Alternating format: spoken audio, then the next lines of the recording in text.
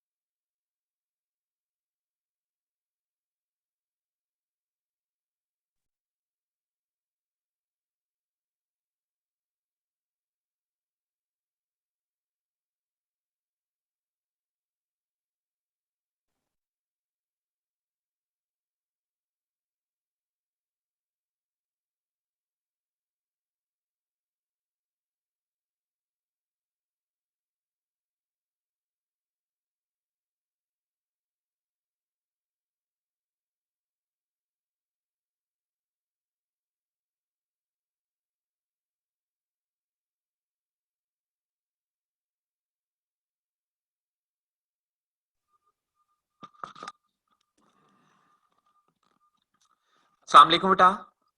उम्मीद है कि आप तमाम स्टूडेंट्स खैरियत से होंगे और मेरी आवाज भी क्लियरली सुन पा रहे होंगे।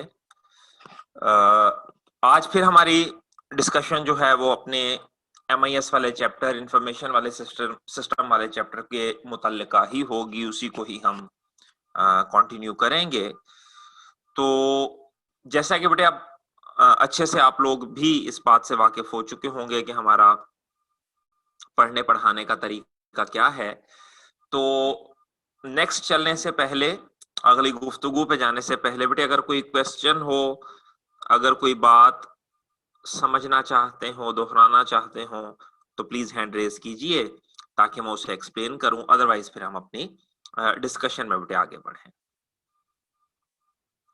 उमर अब्बास का क्वेश्चन है, so let me pick the question. जी बेटा, रोल नंबर 34 अस्सलाम वालेकुम सर। उमर। वालेकुम अस्सलाम। जी बेटा। कल आपने आर्टिकल 20 सर एक क्वेश्चन करवाया था सर, उसमें एक था सर डेली सेल रिपोर्ट। अच्छा जी। सर आपने सर उसको ऑपरेशनल में सर किया था मेंशन। जी बेटे। तो सर उसमें सर आप फिर सर हमने पढ़ा कि रिपोर्ट सर MIS लेवल पे बनती है, प्रैक्टिकल अच्छा लेवल जी। पे। तो ठीक सर है वहाँ पे फिर सर हमने डेली की वजह से सर उसमें सर ऑपरेशन में सर किया था मेंशन। मेरे बच्चे, दो चीजें ना, एक चीज के ऊपर कल मैंने बहुत एम्फसाइज करवाया था क्योंकि इसके ऊपर ना अक्सर बच्चे कंफ्यूजन का शिकार हो जाते हैं। मैंने एक चीज मेरे बच्चे एक्सप्लेन की थी। उमैर है बेटे जी आपका सर, नाम ना? जी सर। उमैर, हाँ उमैर। मैंने कल एक चीज एक्सप्लेन की थी। मैंने कहा था कि रिपोर्ट्स जो हैं वो बनती सेकंड लेवल पे हैं, MIS जी, के ऊपर है, लेकिन बेटे वो रिपोर्ट यूज हर जगह होती हैं। जी सर।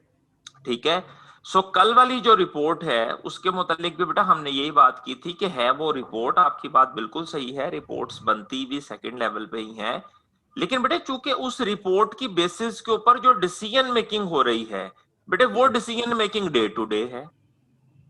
जी सर। ठीक है, तो दैट इज वाई सर मेरे बच्चे हमने उसको। सर ये वाली सर सारी डिस्कशन सर समझ आ गई थी सर, बस वो ठीक है जी। वहाँ पे सर हमने दो वर्ड्स थे ना सर, एक तो डेली था, दूसरा रिपोर्ट था। तो सर अच्छा हमने जी। ये सर डिसाइड करना था ये ऑपरेशनल में जाएगा या टैक्टिक लेवल पे जाएगा। जी बेटा।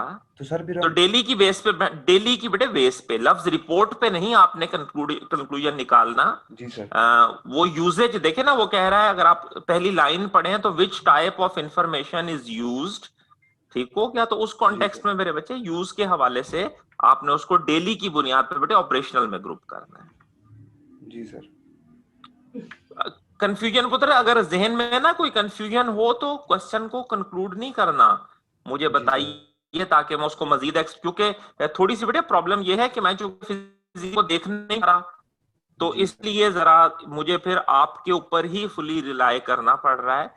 तो बेटे अगर कंफ्यूजन है तो बताएं ताकि मैं इसको मजीद डिटेल में एक्सप्लेन करूं। No sir, thank you sir. पक्की बात है? जी सर। चलें, अल्लाह में खुश रखे। ठीक होता है। हाँ जी, और कोई क्वेश्चन बचे किसी का?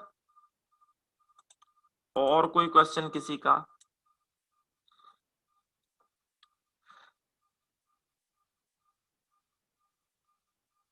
प्लीज जरा देख लीजिए। अगर कोई हो तो।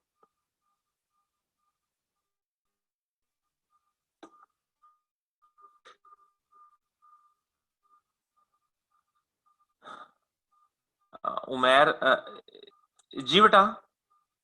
सर एक क्वेश्चन और था। जी प्लीज हुक्म कीजिए। सर हमने सर यहाँ पे सर पढ़ा था कि सर जो मैया से सर इसमें जो से सर से कोई exclusive to internal note environment और एक्सटर्नल इवेंट्स। बेटा सर ये थर्ड पॉइंट था। तो ये सर हमने तो एमआईएस में टैक्टिक है लेवल, कि टीपीएस में? सर एमआईएस एमएस में में। सर।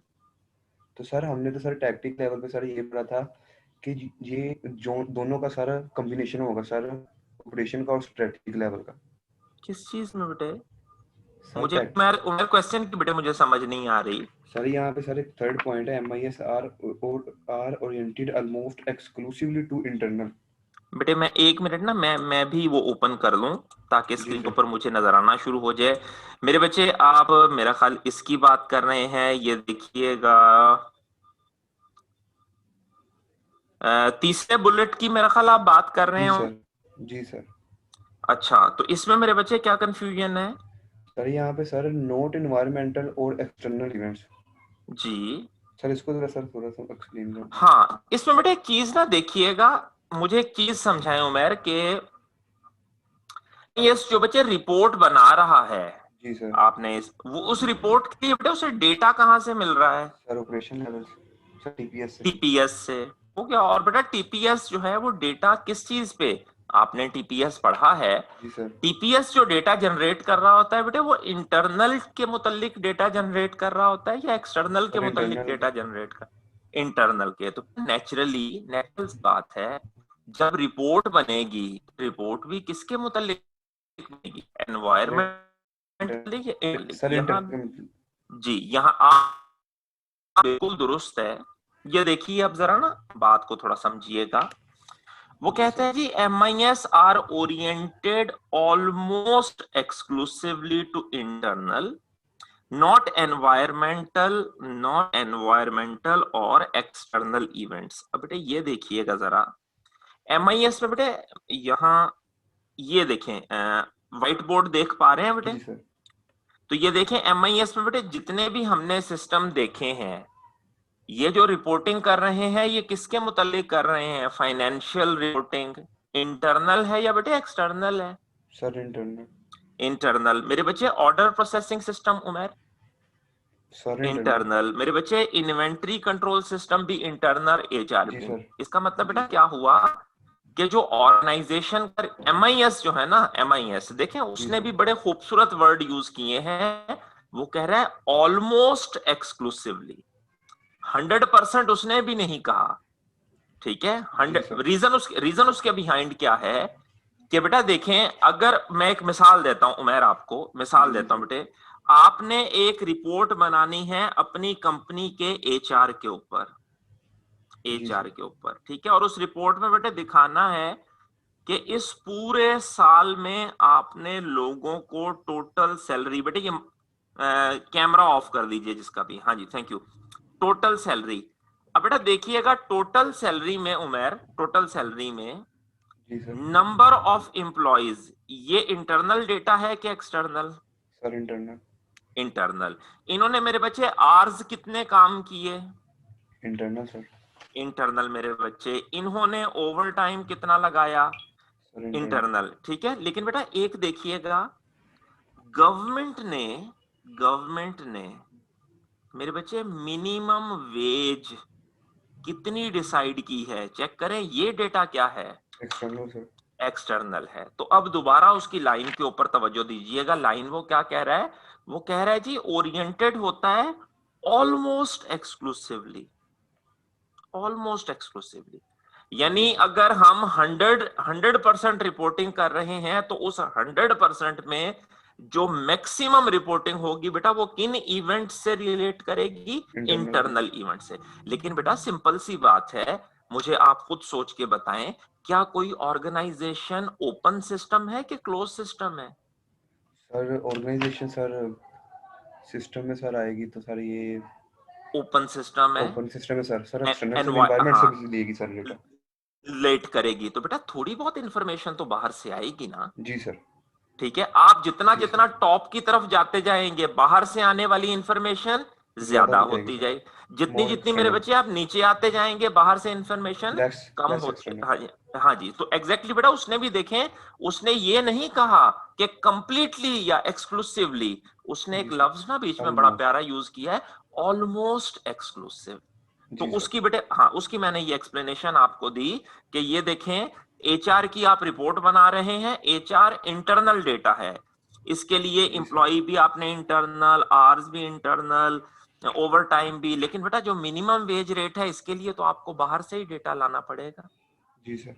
या इसकी एक छोटी सी एग्जांपल और लेते हैं कि बेटे अगर हमने अपनी एचआर की प्लानिंग करनी है कि जी अगले साल उमेर हमारा एचआर का कितना डेटा हो सकता है, बजट बनाना है हमने, जी सर। तो क्या ख्याल है बेटे हमें बाहर दूसरी ऑर्गेनाइजेशंस में देखना पड़ेगा कि वो यस लोग सर। अपने एचआर को कितना पैसा देते हैं।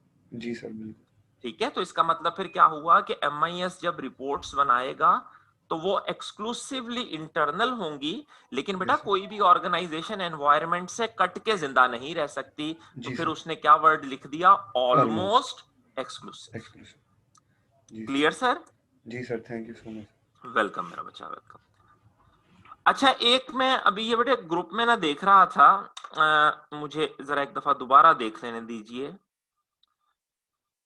दोबारा एक दफा देख लेने दीजिए। कोई बच्चा, एक तो वो अहमद साहब के हवाले से न्यूज मिली है, वो भी बड़ी मतलब परेशान कुन है। अल्लाह रहम फरमाए, अल्लाह पाक उन्हें, हमारे महज उस्ताद मोहतरम ही नहीं, इंतहाई, जिससे क्या मैं अगर अपनी बात करूं तो सिर्फ एम्प्लॉयर या उस्ताद मोहतरम नहीं, बड़े मेहरबान और बड़े शफकत करने वाले हैं। अल्लाह पाक उन्हें सेहत और तंदुरुस्ती दे, और बाकी उनको भी और बाकी तमाम लोगों को भी जो इस आजमाइश से गुजर रहे हैं, अल्लाह पाक उन्हें अपनी हिफ्ज़ व अमान में रखे।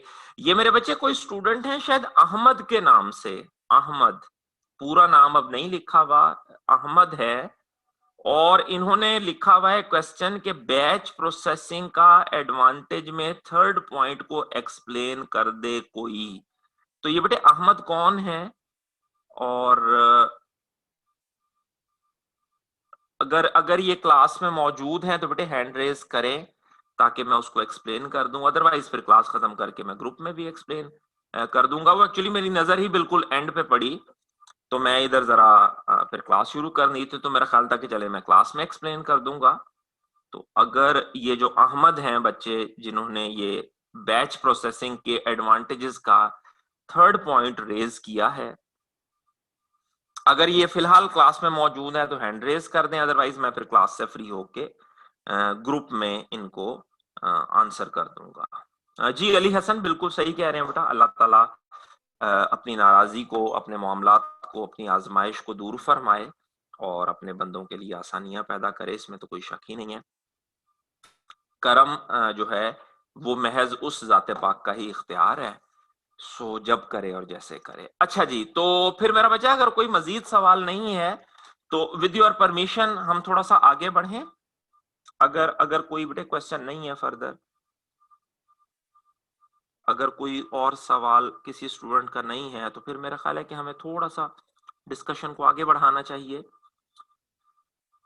चले जी, ये एज्यूम करते हुए कि भाई फिल वक्त तक किसी बच्चे का कोई सवाल नहीं है, तो जैसे ही बेटे क्वेश्चन आएगा प्लीज आप क्वेश्चन रेज कीजिएगा and I will try my best कि उसको मैं as quickly as possible answer कर सकूं। जरा थोड़ा सा पहले एक डिस्कशन देखते हैं और फिर उसके बाद हम मूव करेंगे अपने नोट्स की तरफ। तो हम दोस्तों हम ये कहते हैं कि जनाब किसी भी ऑर्गेनाइजेशन में तमाम बच्चों से बेटे रिक्वेस्ट है, अच्छे से जरा फोकस्ड रहिएगा। और गौर से बात को सुनिएगा। हम कहते हैं बेटा कोई भी इवेंट ऑर्गेनाइजेशन में होने वाला कोई भी इवेंट जिसको हम मॉनेटरी टर्म्स में मेजर कर सकें, ऑर्गेनाइजेशन में होने वाला कोई भी इवेंट जिसे हम मॉनेटरी टर्म्स में मेजर कर सकें, ये बेटे इवेंट हमारे पास कहलाता है ट्रांजैक्शन।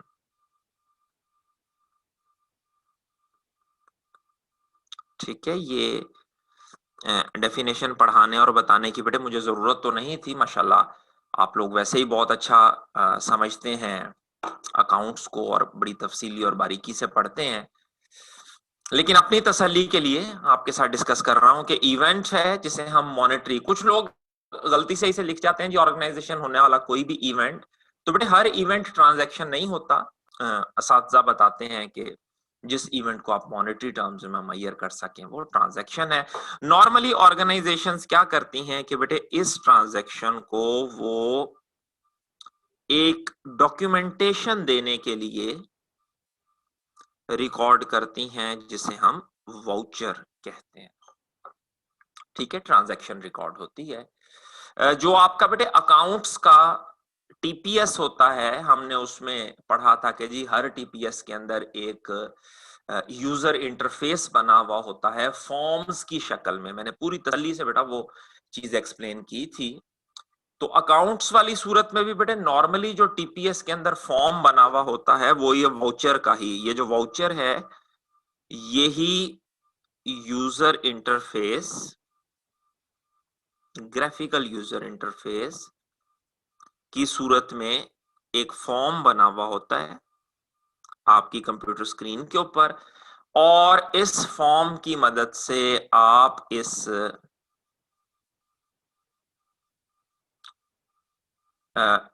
सिस्टम के अंदर डेटा एंटर करते हैं। ठीक है, नॉर्मली क्या होता है, कोई भी फाइनेंशियल ट्रांजैक्शन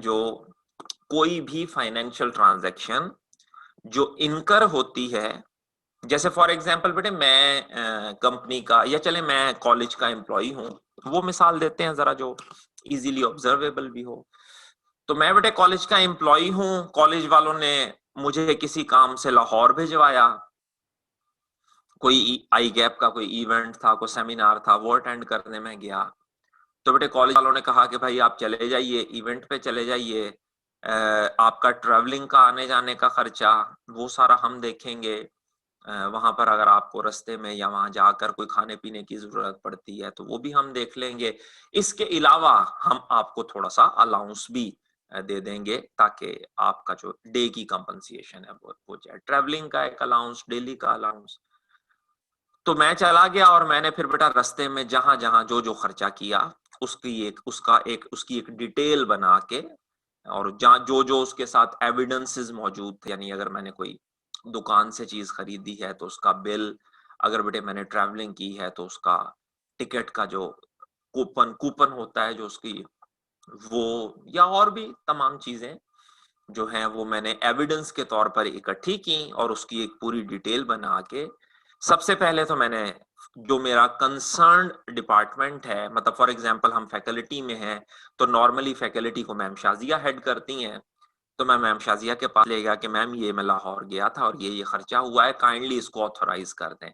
तो मैम उसको देखती हैं और उसके ऊपर अपने सिग्नेचर करके स्टैम्प करके ओके जी हाँ जी आप ये अकाउंटेंट को दे दें, और मैं अकाउंटेंट साहब के पास ले जाता हूँ। और अकाउंटेंट साहब बेटे क्या करते हैं कि वो जो पूरी डिटेल है उस डिटेल को with the help of this form, और ये फॉर्म जो है बेसिकली किसका फॉर्म है, ये टीपीएस का फॉर्म है, अकाउंटिंग के टीपीएस का फॉर्म है, ये उसमें फीड करते हैं पूरी ट्रांजैक्शन को, डेट क्या है, टाइम क्या है, किस क्या एंटरटेनमेंट, जो मैंने खाया पिया होगा वो एंटरटेनमेंट को डेबिट हो जाएगा, जो मैंने रिक्शा और करीम उबर का या डाइवो का कराया या मे बी गाड़ी में पेट्रोल डलवाया होगा वो मेरे बच्चे ट्रैवलिंग में चला जाएगा। ठीक है, और इसी तरह से जो भी खर्चे होंगे उनको कंसर्न्ड हेड्स में वो डाल के और उसके अगेंस्ट अगर वो मुझे कैश पे कर रहे हैं तो बेटे वो क्रेडिट इफेक्ट कैश को दे देंगे, या मे बी अगर मुझे वो चेक बना के दे दें या बैंक ट्रांसफर कर दें तो अकॉर्डिंगली उसको इफेक्ट दे देंगे। और फिर उस हम कहेंगे कि भाई जितनी भी फाइनेंशियल ट्रांजैक्शंस हुई हैं हमारे अकाउंट्स वाले ने उसको एक वाउचर की शक्ल में उन ट्रांजैक्शंस को रिकॉर्ड करके अकाउंटिंग टीपीएस के अंदर फीड कर दिया है। अब जब बेटा एक दफा ये वाउचर्स बन जाते हैं, डिटेल में अब मैं नहीं जाऊंगा, रीजन उसके बिहाइंड क्या है कि फिर वो अभी फिलहाल हमसे कंसर्न नहीं करती। बहुत सारी टाइप्स के वाउचर्स होते हैं, उनकी बहुत सारी मजीद उनमें डिटेल्स होती हैं, इंशाल्लाह आने वाले वक्त में आप लोग और तफसील से देखेंगे। इन ट्रांजैक्शंस को बेटे हम नॉर्मली क्या करते हैं, इन ट्रांजैक्शंस की कुछ बेहतर अंडरस्टैंडिंग के लिए हम इनको कंपाइल करते हैं लेजर्स की सूरत में। लेजर्स बेसिकली क्या होते हैं, these are combination of homogeneous transactions, ठीक है। लफ्ज सिमिलर मैं नहीं लिख रहा क्योंकि लफ्ज सिमिलर से थोड़ी सी कंफ्यूजन बन जाती है। होमोजीनियस ट्रांजैक्शंस जैसे बेटा तमाम ऐसी ट्रांजैक्शंस जिसमें सेल्स का कोई कंसर्न हो तो हम उसको सेल्स के लेजर में, जिसमें परचेज का कोई कंसर्न हो उसको परचेज के लेजर में, तमाम ऐसी ट्रांजैक्शंस जिसमें कोई खाबे शाबे और जरा एंटरटेनमेंट का कुछ हो उसको हम एंटरटेनमेंट में, और तमाम ट्रांजैक्शंस ऐसी जिसका ताल्लुक मूवमेंट से, बंदों की मूवमेंट या इवन मतलब ट्रैवलिंग वगैरह, वहां उसको डाल देते हैं। एसेट्स की इस तरह, लाइबिलिटीज की इस तरह एंड सो ऑन, हम उनको होमोजीनियस, ताकि अब बेटे होमोजीनियस में डालने का फायदा क्या होता है कि हमारे पास ना छोटी छोटी समरीज जो है वो बन जाती हैं, और अगर आप गौर करें तो वाउचर के मुकाबले में कदरे बेहतर रिपोर्ट्स जो हैं वो तैयार हो जाती हैं। और इसी लेजर को बेटे किसी हद तक कंफर्म करने के लिए हम डिफाइन करते हैं एक ट्रायल बैलेंस, ठीक है। और इस ट्रायल बैलेंस की मदद से फिर हम बनाते हैं बेटा अपनी कंपनी की फाइनेंशियल स्टेटमेंट्स या जिन्हें फाइनेंशियल रिपोर्ट्स कहते हैं। नॉर्मली ये फाइनेंशियल रिपोर्ट जो है या फाइनेंशियल स्टेटमेंट जो है वो हमारे इनकम और एक्सपेंस के रिलेशनशिप को in the form of income expenditure account या maybe profit and loss account, या बेटे हमारे एसेट और लाइबिलिटी के रिलेशनशिप को जिसे हम बैलेंस शीट कहते हैं, या हमारी जो इक्विटी के मामलात हैं उनको, इक्विटी जो है हमारी अपनी जो इक्विटी है, या अगर हमने उस इक्विटी में हमने कुछ और मूवमेंट्स वगैरह की हैं जो कुछ भी, तो वो ओनर इक्विटी की सूरत में। इसी तरह बेटे कैश की मूवमेंट जो है उसको कैश फ्लो की सूरत में। और इन सब के साथ हमने नोट्स टू द अकाउंट्स, अगर आप लोगों से बेटे ऑफ कोर्स आप लोगों ने पढ़ा होगा फाइनेंशियल स्टेटमेंट्स अगर कोई पूछता है तो इसके अंदर बेटे हम प्रॉफिट एंड लॉस अकाउंट, सबसे पहले हमारी बैलेंस शीट, फिर प्रॉफिट एंड लॉस अकाउंट, फिर उसके बाद हमारी इक्विटी स्टेटमेंट जो है उसके अंदर चेंजेस, हमारी कैश फ्लो स्टेटमेंट, फिर हमारे नोट्स टू द अकाउंट्स, और फिर सर्टन केसेस के अंदर जो ऑडिटर उसके ऊपर रिपोर्ट जो है वो इशू करता है। कंप्लीट हमारा एक सेट बनता है फाइनेंशियल स्टेटमेंट्स का जिसको देख के लोग उसके ऊपर डिसीजन करते हैं। अगर आप गौर करें बेटे तो ये हमने कुछ जो मामलात हैं, यहां तक के जो मामलात हैं ये हमारे परफॉर्म किए थे टीपीएस ने, ठीक है। और ये जो ऊपर तक के मामलात हैं, चूंकि बेटे इस सब में रिपोर्टिंग हो रही है, तो ये मामलात जो हैं हमारे एमआईएस ने परफॉर्म किए, ठीक है। इसे हम कहते हैं financial reporting system, financial reporting system, ठीक हो गया। रिपोर्टिंग सिस्टम क्यों कह रहे हैं, बिकॉज बेटा अभी इसके अंदर डिसीजन मेकिंग इन्वॉल्व नहीं हुई, long term decision making involve नहीं हुई। लॉन्ग टर्म डिसीजन मेकिंग कब इन्वॉल्व होगी, जब यही फाइनेंशियल स्टेटमेंट्स बेटा टॉप मैनेजमेंट के पास चली जाएंगी, फिर वो इन फाइनेंशियल स्टेटमेंट्स को देख के फ्यूचर को प्लान करेंगे, रेशियो एनालिसिस करेंगे, ट्रेंड एनालिसिस करेंगे, चीजों का आपसी रिलेशंस जो है वो समझने की कोशिश करेंगे, किस चीज को बढ़ाना है, किसको कम करना है, और किस तरह से ऑर्गेनाइजेशन में मिलने वाले रिसोर्सेज से मैक्सिमम बेनिफिट लेना है। तो फिलहाल हमें खुद को रिपोर्टिंग तक महदूद किया है, this is financial reporting system.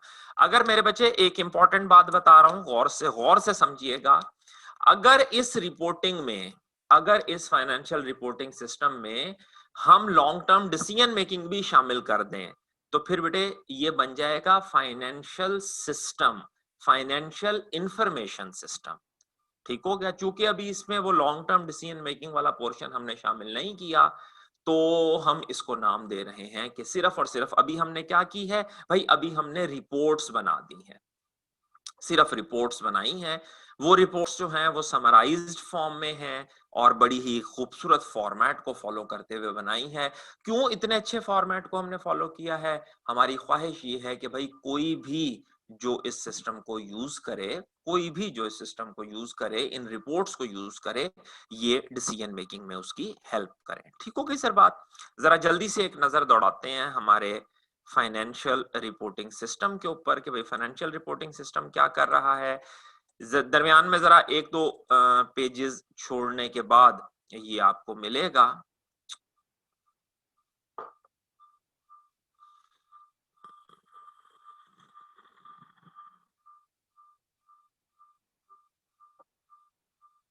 ये बेटे देखिएगा जरा, हमारे पास ये पेज नंबर 246 के ऊपर मौजूद है। फाइनेंशियल रिपोर्टिंग सिस्टम इसे कहते हैं। एक नजर जरा जल्दी से दौड़ा लें। Maintaining a system of accounting records for business transactions and other items of a financial nature। ये देखें, दो काम हो रहे हैं, दो काम। पहला काम हम क्या कर रहे हैं? रिकॉर्ड कर रहे हैं business transactions and other items of financial nature. ठीक है, अब जो बेटे other item of financial nature है, बेसिकली वो भी ट्रांजैक्शन ही है, जरा उसने वजाहत के लिए अलहदा से। और वो जो ट्रांजैक्शंस हमने रिकॉर्ड कर ली हैं, उन ट्रांजैक्शंस की बेटे हम क्या कर रहे हैं? हम उनकी रिपोर्टिंग कर रहे हैं। इन दोनों लफ्जों के ऊपर बेटे बहुत गौर कीजिएगा। फाइनेंशियल पोजीशन, ये मेरे बच्चे इंडिकेट करती है बैलेंस शीट को। लिख लीजिए इसके नीचे, आप लोगों के नॉलेज में होगा, जस्ट मैं अपनी तसल्ली के लिए लिखवा रहा हूं फाइनेंशियल पोजीशन। क्योंकि बेटे पोजीशन जो है वो होती है ऑन अ पर्टिकुलर डे, और ये होती है इन the form of assets and liabilities, जिसे आप बैलेंस शीट कहते हैं। जो फाइनेंशियल परफॉर्मेंस होती है, ये होती है for a particular time period. वो टाइम पीरियड एक साल का, एक साल से कम या एक साल से ज्यादा भी हो सकता है, उसे कहते हैं फाइनेंशियल परफॉर्मेंस। जब ये कहता है फाइनेंशियल पोजीशन, तो इससे मुराद है बैलेंस शीट। जब ये कहता है फाइनेंशियल परफॉर्मेंस, तो इससे मुराद है बेटे हमारा इनकम एंड एक्सपेंडिचर या हमारा प्रॉफिट एंड लॉस अकाउंट। तो अगर आप पहली दो लाइनों के ऊपर गौर करें, पहली दो लाइनों पे, तो ये मेरे बच्चे दो चीजों को इंडिकेट कर रही है। दो चीजों को इंडिकेट कर रही है। दो चीजें क्या हैं भाई? हमारा फाइनेंशियल रिपोर्टिंग सिस्टम क्या करेगा? हमारे फाइनेंशियल रिपोर्टिंग सिस्टम में जो टीपीएस पोर्शन है, वो ट्रांजैक्शंस को रिकॉर्ड करेगा, और जो बेटे उसका एमआईएस पोर्शन है, वो उन रिकॉर्डेड ट्रांजैक्शंस को फाइनेंशियल पोजीशन और फाइनेंशियल परफॉर्मेंस के तौर पर रिपोर्ट करेगा।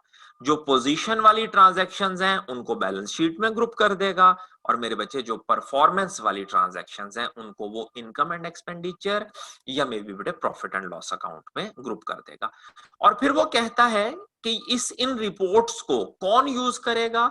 A set of financial statement to various stake holders.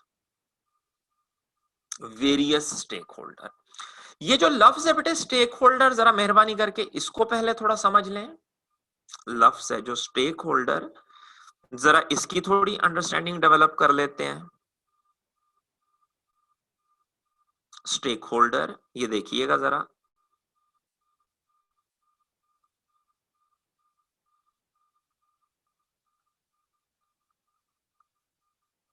ये जो बेटे स्टेक होल्डर है ना, लफ्ज स्टेक होल्डर, पहले तो इसको समझिएगा। स्टेक होल्डर दोस्तों कोई इंडिविजुअल भी हो सकता है, और मेरे बच्चे कोई ग्रुप भी हो सकता है। इसको तवज्जो से समझ लीजिएगा। रीजन उसके बिहाइंड क्या है कि चैप्टर नंबर 3 में तकरीबन आधा चैप्टर जो है, तीसरा चैप्टर जहां से स्टार्ट हो रहा है, तकरीबन आधा चैप्टर जो है वो इसी टॉपिक से जुड़ा हुआ है। स्टेक होल्डर्स के ऊपर पूरा एक टॉपिक जो है वहां पर मौजूद है, तकरीबन तीसरे चैप्टर का मेजर पोर्शन है। तो स्टेक होल्डर बेटे हम इंडिविजुअल या कोई भी ग्रुप जिसका मेरे बच्चे ऑर्गेनाइजेशन से कोई इंटरेस्ट एसोसिएटेड होता है, कोई फायदा, कोई मुफाद ऑर्गेनाइजेशन से उसका जुड़ा हुआ होता है, हम उसे स्टेक होल्डर कहते हैं। अगर मैं आपसे कहूं बेटा जल्दी से इसकी मुझे डेफिनेशन बना दें, तो आप क्या कहिएगा? आप कहेंगे sir stake holder can be an individual or a group having some stake, having some interest associated with the organization. ठीक है, कोई इंडिविजुअल है, कोई ग्रुप है जिसका ऑर्गेनाइजेशन के अंदर, ऑर्गेनाइजेशन के साथ कोई स्टेक जुड़ा हुआ है, कोई इंटरेस्ट जो है वो जुड़ा हुआ है। ये स्टेक होल्डर मेरे बच्चे, अगर मैं रफली बात करूं, तफसील से तो इंशाल्लाह हम रेलेवेंट में ही पढ़ेंगे, ये स्टेक होल्डर बेटे विद इन द ऑर्गेनाइजेशन भी हो सकते हैं,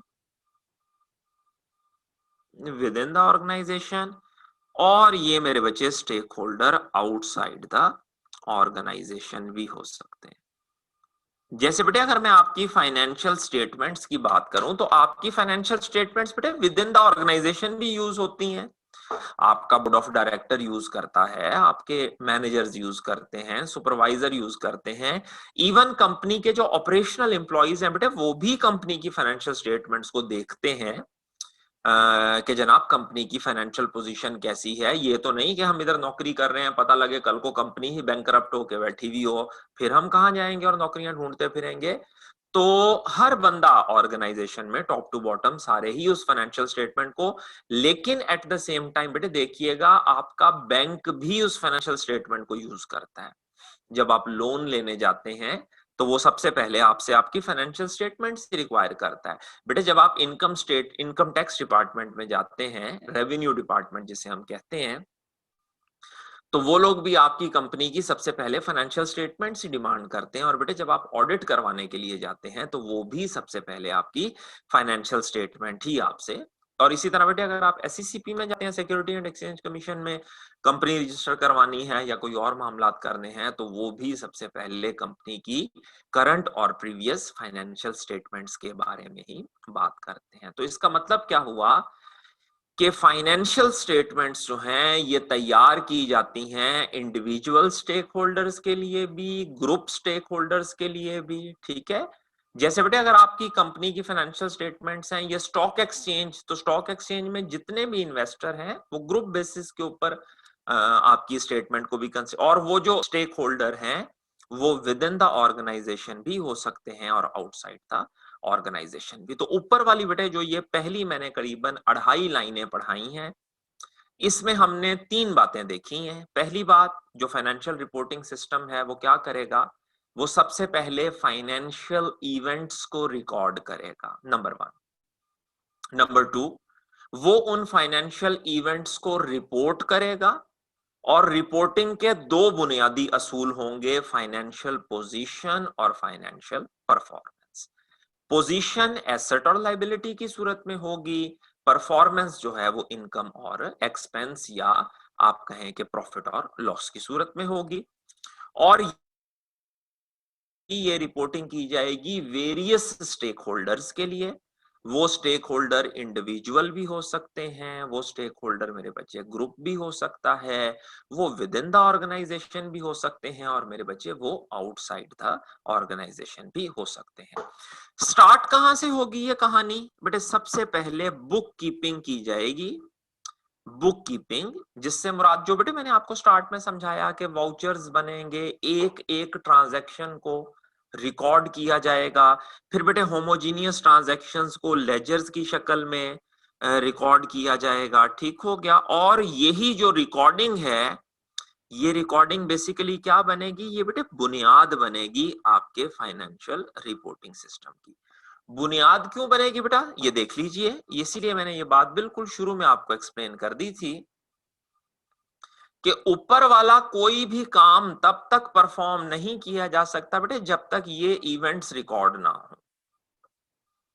सो मेरे बच्चे, जब तक हम बुक कीपिंग नहीं करेंगे, जब तक हम आप कहें कि वाउचर्स को, ट्रांजैक्शंस को रिकॉर्ड नहीं करेंगे, तब तक ऊपर वाला कोई भी रिपोर्टिंग जो है वो नहीं हो सकती। Recording of data becomes the foundation of the whole situation, whole system actually. The information recorded are analyzed, ठीक है, उस इंफॉर्मेशन को बहुत अच्छे से एनालाइज करते हैं।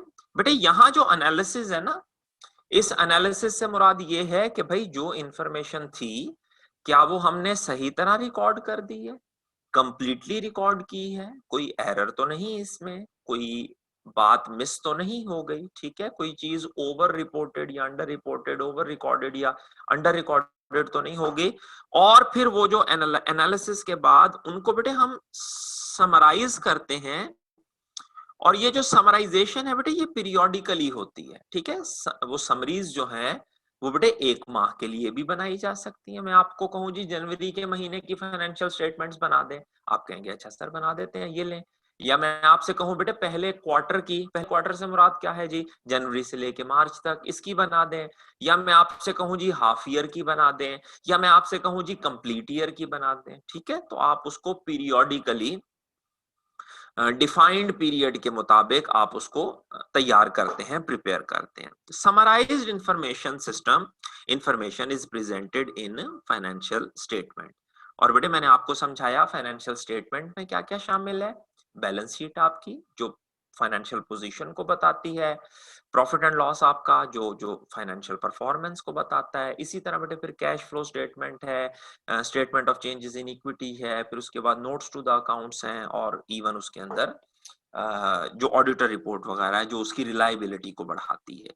Financial statement provide information about the financial position and performance, ठीक है। ये दोनों लफ्ज मैंने कोशिश की है कि अच्छे से आपको एक्सप्लेन करूं, पोजीशन क्या होती है और परफॉर्मेंस क्या होती है। Financial reporting system must B, हाँ ये देखिए बेटा, रिलायबल हो, एक्यूरेट हो और कंप्लीट हो।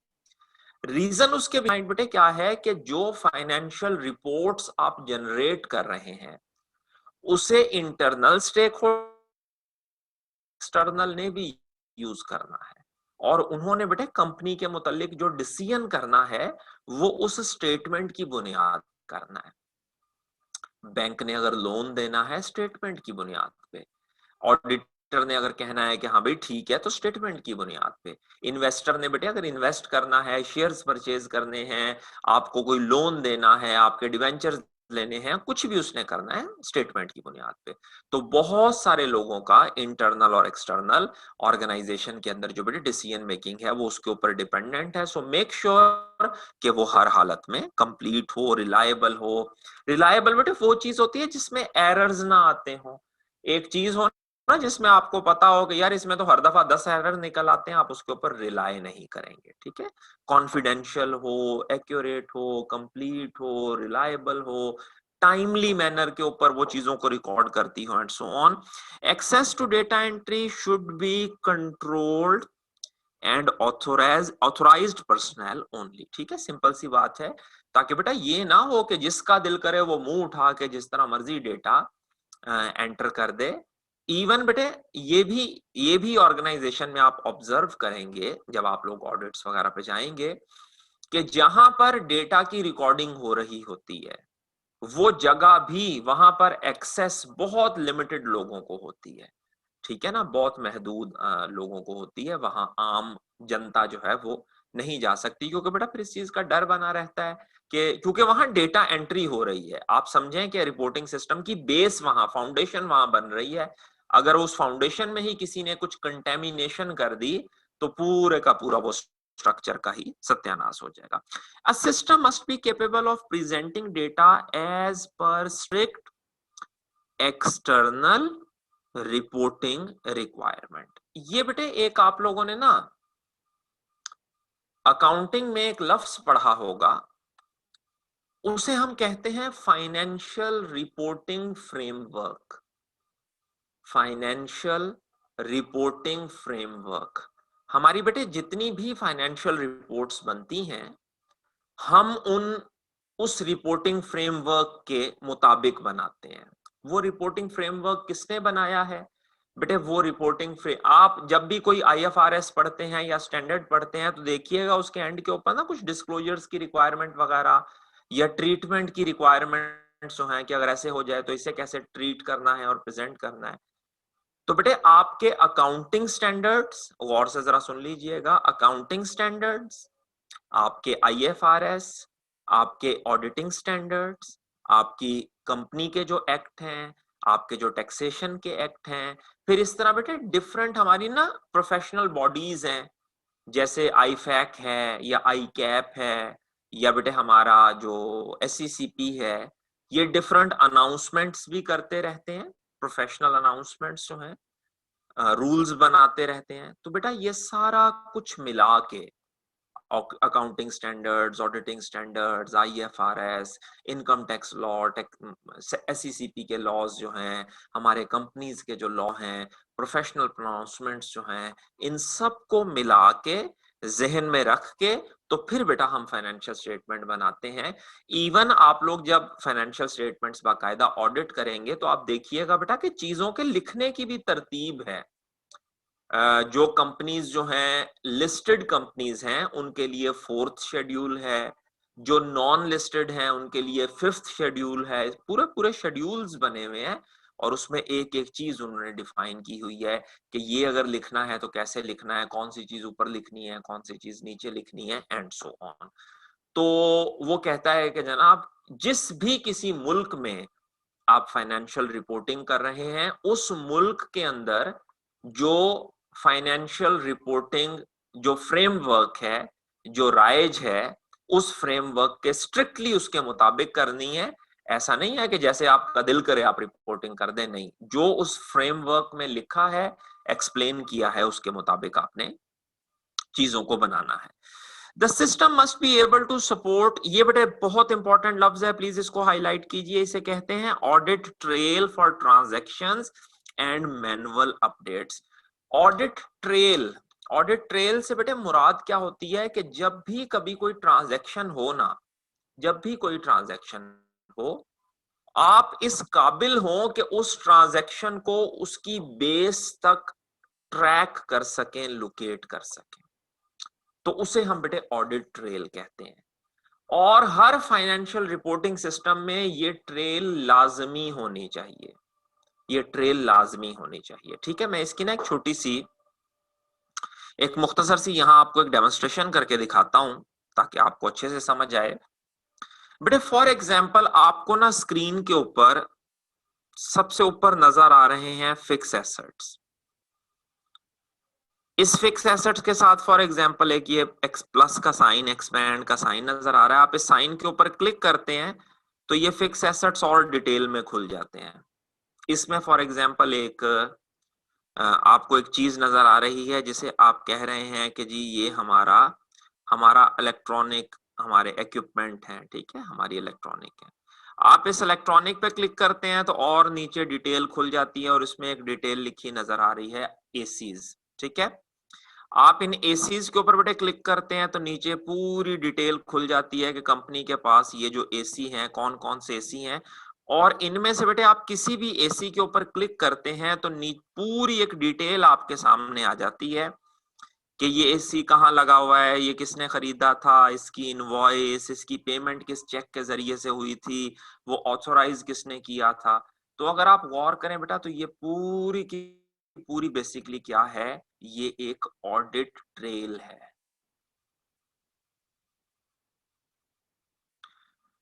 आप हर फाइनेंशियल ट्रांजैक्शन को गौर कीजिएगा, अगर आप हर फाइनेंशियल ट्रांजैक्शन को उसके उस बेस पॉइंट से जहां से वो जनरेट हुई है, अगर वहां से लेके एंड तक उसे पूरा अगर आप स्टडी कर सकते हैं तो आप कहेंगे कि जनाब इसकी फाइनेंशियल ट्रेल पूरी रिकॉर्डेड है। और फिर ही ये ट्रांजैक्शन, अगर अब मुझे अंदाजा नहीं आप लोग इस लेवल पे पढ़ रहे हैं अभी के नहीं पढ़ रहे, तो फिर ही बेटे ये ट्रांजैक्शन जो है इसे हम कहेंगे कि भाई ये ट्रांजैक्शन ट्रू एंड फेयर है। और हमने इसको ट्रू एंड फेयर क्यों कहा है, भाई इसकी पूरी ऑडिट ट्रेल अवेलेबल है। ठीक है ना, ये ट्रांजैक्शन ये कब किस दिन जनरेट हुई, किस टाइम जनरेट हुई, एसी कहाँ से लिया गया, उसका मॉडल क्या था, उसका नंबर क्या था, वो कहाँ लगा हुआ है, उसकी इनवॉइस कहाँ है, उसकी पेमेंट किस चेक के जरिए से हुई थी, इस पूरी पेमेंट को ऑथराइज किसने किया था, यह ट्रांजैक्शन पोस्ट किसने की है। अगर each and every detail available है तो आप कहेंगे कि हाँ जी इस एसी की, इस फाइनेंशियल ट्रांजैक्शन की क्या अवेलेबल है, इसकी बेटे ऑडिट ट्रेल अवेलेबल है। जिन ट्रांजैक्शंस की बच्चे ऑडिट ट्रेल अवेलेबल नहीं होती, आप उन ट्रांजैक्शंस को सस्पिशियस ट्रांजैक्शंस डिक्लेयर कर देते हैं और फिर आप उसको किसी और तरह से इन्वेस्टिगेट करते हैं। सो वो कहता है कि जनाब फाइनेंशियल सिस्टम के अंदर, फाइनेंशियल रिपोर्टिंग सिस्टम के अंदर ये चीज लाजमी है कि वो आपको एक प्रॉपर ट्रेल जो है वो प्रोवाइड करे। The system must capture all transactions from transaction processing system। सीधी सी बात है बेटा, जो डेटा ऊपर जाएगा, ये देखिएगा, जो डेटा बेटे MIS में जाएगा वो एक्चुअली डेटा कहां से जाएगा, वो टीपीएस से ही जाएगा। ठीक है, टीपीएस से डेटा जाएगा रिपोर्टिंग के लिए। तो भाई रिपोर्टिंग को क्या चाहिए, अगर टोटल 100 ट्रांजैक्शंस हुई हैं तो MIS को क्या चाहिए कि रिपोर्टिंग करते वक्त बेटा उन 100 की 100 ट्रांजैक्शंस को इंक्लूड करे। ऐसा ना हो कि कोई ट्रांजैक्शन मिस कर दे, कोई इंक्लूड कर दे, कोई इंक्लूड ना करे। वो कहता है मुकम्मल, वो जो बेटे ऊपर उसने बात की थी, अगर आप गौर करें, रिलायबल, एक्यूरेट, और तीसरा लफ्ज अगर आप देखें दैट इज कंप्लीट। ठीक है, तो कंप्लीटनेस जो है वो यहां पर मौजूद होनी चाहिए। The system must capture all transactions और transaction must be categorised correctly for correct extraction and summarisation. ये बेटे जो हमने कैटेगराइजेशन की बेटे बात की थी लेजर्स के अंदर, होमोजीनियस की, ठीक है, जो कैटेगरीज बनाई जाती हैं वो बनाई जाती हैं होमोजीनियस ट्रांजैक्शंस की। ये ना हो कि सेल की ट्रांजैक्शन आपने एसेट की ट्रांजैक्शन में घुसेड़ी हुई हो और एसेट की ट्रांजैक्शन जो है वो आपने जो है वो इनकम की ट्रांजैक्शन में डाली हुई हो। इससे सारे का सारा निजाम और रॉन्ग डिसीजन मेकिंग हो जाएगी, क्योंकि आपने चीजों को प्रॉपरली कैटेगराइज और समराइज नहीं किया। कैटेगरीज मेरे बच्चे जितनी अच्छी बनी हुई होंगी, समरीज उतनी अच्छी बनेंगी, और समरीज जितनी अच्छी बनी होंगी, डिसीजन मेकिंग लेने में, डिसीजन मेकिंग करने में आपको उतनी ही आसानी होगी। तो these are the major characteristics of a financial reporting system in any organisation. उम्मीद है कि इसमें कोई ऐसी मुश्किल चीज नहीं होगी आपके लिए। 1 से 2 मिनट के अंदर बेटा इन सारे पॉइंट्स को जल्दी से रीड कर लीजिए, और किसी पॉइंट पे अगर कंफ्यूजन है तो मुझे बताइए ताकि मैं उसको एक्सप्लेन करूं। जल्दी से 1 से 2 मिनट में इसे रीड कर दें।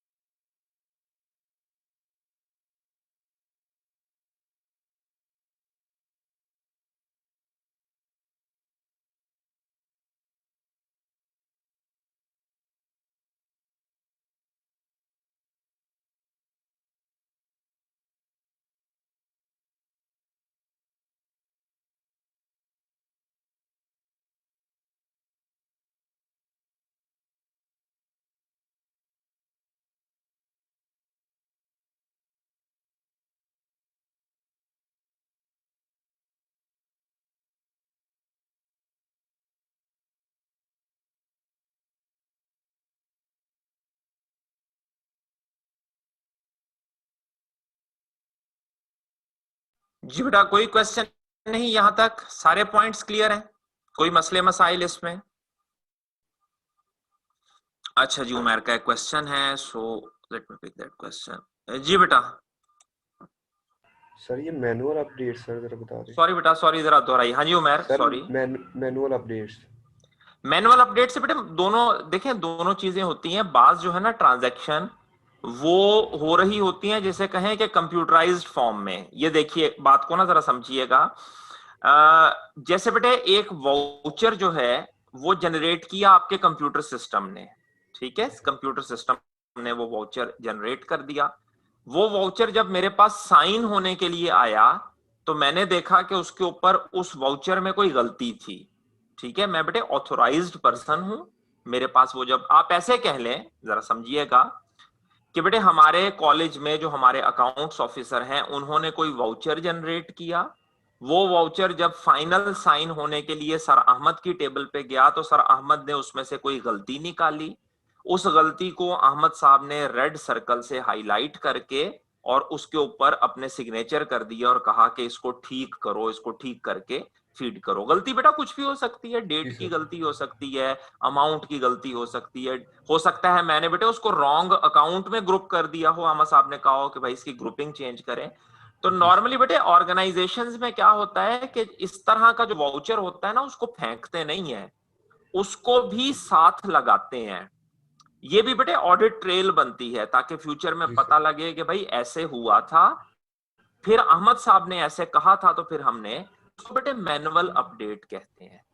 मैनुअल अपडेट, सर अहमद ने जो साइन करके वाउचर दिया होगा और उस वाउचर के मुताबिक कंप्यूटर सिस्टम में जो चेंजेस की गई होंगी, इन चेंजेस को बेटे ये मैनुअल अपडेट्स कहलाती हैं। तो वो कहता है कि मैनुअल अपडेट को भी आपने चेक करना है कि वो मैनुअल अपडेट प्रॉपरली ऑथोराइज्ड है या नहीं है। ठीक हो गया? मतलब ऐसे तो नहीं है कि बेटे जिसका किसी का दिल किया उसने हमें चेंज करवा दी अपनी। हमने हर सूरत में बेटे कोशिश करनी होती है कि डेटा कंटेमिनेट ना हो। Data should remain free from any error and all types of fraud. जी सर। Clear sir? जी सर, थैंक यू। चले, वेलकम जी। हमजा। अस्सलाम वालेकुम सर। वालेकुम सलाम बेटा। सर आपने एक वर्ड यूज किया होमोजेनियस ट्रांजैक्शन, सर इसके बारे में बता दें जरा। होमोजीनियस मेरे बच्चे हम कह रहे हैं ऐसी ट्रांजैक्शंस जिनमें ना कोई, देखें जब भी बच्चे ग्रुपिंग की जाती है, आप सारे लोगों को इस क्लास में एक जगह इकट्ठे बिठाया गया है, ग्रुपिंग की बुनियाद क्या है? सर सेम क्लास है। बेटे ग्रुपिंग की बुनियाद क्या है? सेम क्लास हमने कैसे डिक्लेयर की? आप लोगों का सब्जेक्ट सेम है। सर आपकी आवाज नहीं क्लियर आ रही। जी मेरे बच्चे, मैं कह रहा हूं कि आप लोगों को इस क्लास में इकट्ठा इसलिए किया गया है कि आप लोगों का बेटे आपका सब्जेक्ट सेम है, कैफ 04। Yes sir. ठीक हो गया? अच्छा बेटे, इसी तरह आप सबको इस कैंपस में क्यों इकट्ठा किया गया है? सीए के स्टूडेंट्स हैं सब, इसलिए। सीए के स्टूडेंट्स हैं, ठीक हो गया? तो जब भी बेटे हम ग्रुपिंग करते हैं उस ग्रुपिंग की कोई बुनियाद तो होती है ना, कोई बेस तो होती है। जब आप एक लेजर बना, अकाउंट्स पढ़ रहे हो आप? Yes sir. हाँ, तो जब मेरे बच्चे आप लेजर बनाते हो तो उसमें बेटा होमोजीनियस ट्रांजैक्शंस ही इकट्ठी करते हैं। यस सर, बिल्कुल क्लियर हो गया sir, thank you. Okay, welcome welcome. Yes sir.